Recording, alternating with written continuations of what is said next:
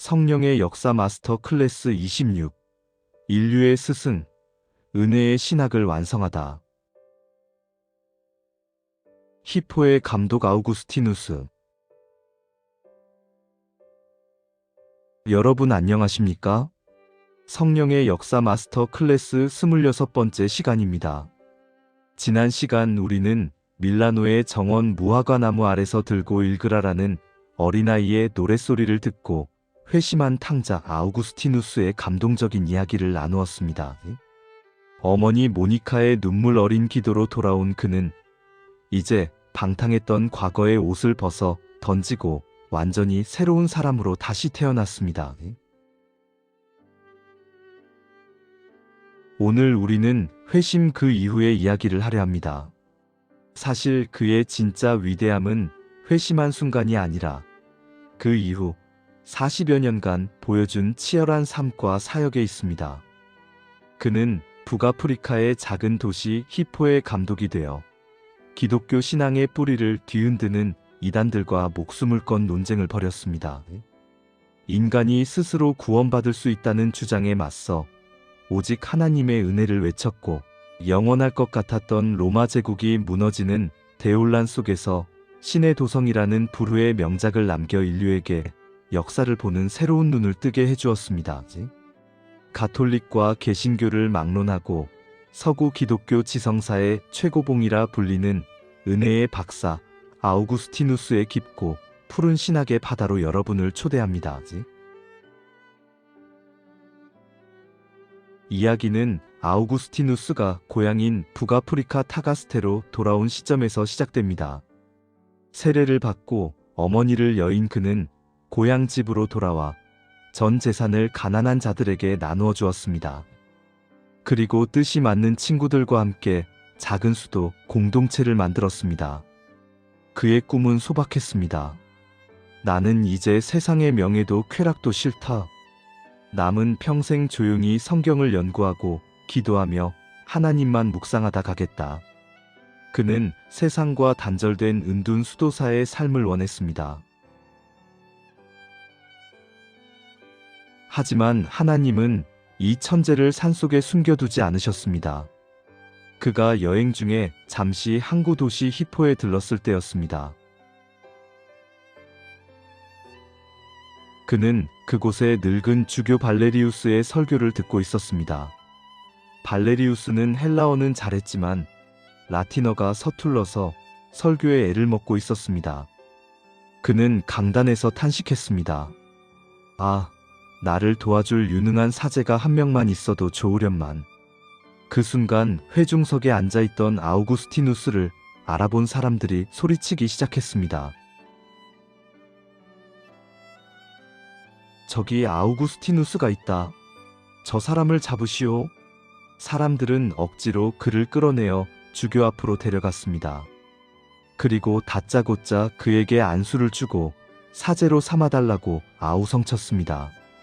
아우구스티누스는 울면서 거절했습니다. 나는 자격이 없습니다. 나는 조용히 살고 싶습니다. 하지만 성도들의 열망과 하나님의 강권하심을 이길 수 없었습니다. 그는 결국 강제로 사제가 되었고 4년 뒤에는 발레리우스의 뒤를 이어 히포의 주교가 됩니다.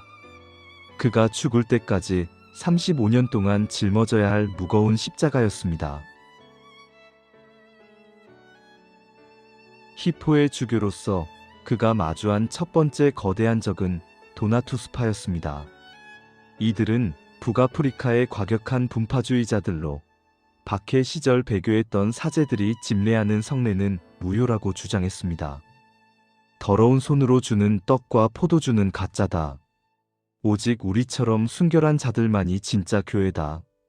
그들은 자신들만의 교회를 따로 세우고 정통 교회를 공격했습니다. 이에 맞서 아우구스티누스는 놀라운 교회론을 정립합니다. 천만의 말씀이다. 세례와 성찬의 효력은 집례하는 목사의 도덕성에 달린 것이 아니다. 목사는 단지 수도관일 뿐이다. 그 수도관이 금이든 흙이든 상관없이 그 안을 흐르는 생명의 물은 예수 그리스도에게서 나온다. 성례의 주인은 인간 사제가 아니라 예수님이시다. 이로써 그는 인간의 연약함에도 불구하고 교회가 거룩할 수 있는 근거를 마련했습니다. 하지만 아우구스티누스 생애 최대의 논쟁은 바로 펠라기우스와의 싸움이었습니다. 펠라기우스는 영국 출신의 수도사로 아주 도덕적이고 금욕적인 사람이었습니다. 그가 로마에 왔을 때 기독교인들이 우리는 연약해서 죄를 지을 수밖에 없어라며 타락한 삶을 사는 것을 보고 분노했습니다. 그는 이렇게 가르쳤습니다. 하나님은 우리가 지킬 수 없는 법을 주시지 않았다. 인간에게는 자유의지가 있다. 아담의 죄는 아담 한 사람으로 끝난 것이다. 우리는 죄 없이 태어나며 노력하면 죄를 짓지 않고 살 수 있다. 구원은 우리의 의지적 노력에 달려 있다. 이 주장은 듣기에 아주 매력적이고 합리적이었습니다. 그래, 내가 노력해서 천국 가는 거지. 하지만 아우구스티누스는 이것이 기독교를 무너뜨리는 가장 위험한 독임을 간파했습니다. 아우구스티누스는 자신의 처절했던 과거를 돌아보았습니다. 선을 행하고 싶어도 행할 수 없었던 자신, 죄의 늪에서 허우적대던 자신을 건져낸 것은 자신의 노력이 아니라 전적인 하나님의 은혜였기 때문입니다. 아우구스티누스는 펠라기우스에 맞서 원죄와 은총의 교리를 체계화합니다. 틀렸다. 아담의 타락 이후 모든 인간은 죄 덩어리로 태어난다. 우리는 스스로를 구원할 능력을 완전히 상실했다. 이것을 전적 타락이라고 한다. 마치 물에 빠진 사람이 스스로 머리카락을 잡아당겨 나올 수 없는 것과 같다. 우리에게 필요한 것은 수영 강습이 아니라 물 밖에서 던져지는 구명 튜브다. 그것이 바로 은혜다. 그는 유명한 기도를 남깁니다. 주여, 당신이 명하시는 것을 주시옵소서. 그리고 원하시는 것을 명하시옵소서. 즉 하나님, 저에게 율법을 지키라고 명령하시려면 그 율법을 지킬 수 있는 능력도 주십시오. 저는 제 힘으로는 아무것도 할 수 없습니다라는 고백입니다. 펠라기우스는 이 기도를 듣고 인간을 꼭두각시 취급한다며 화를 냈지만 아우구스티누스는 단호했습니다. 우리가 하나님을 선택한 것이 아니라 하나님이 창세전에 우리를 선택하셨다. 구원은 100% 하나님의 선물이다.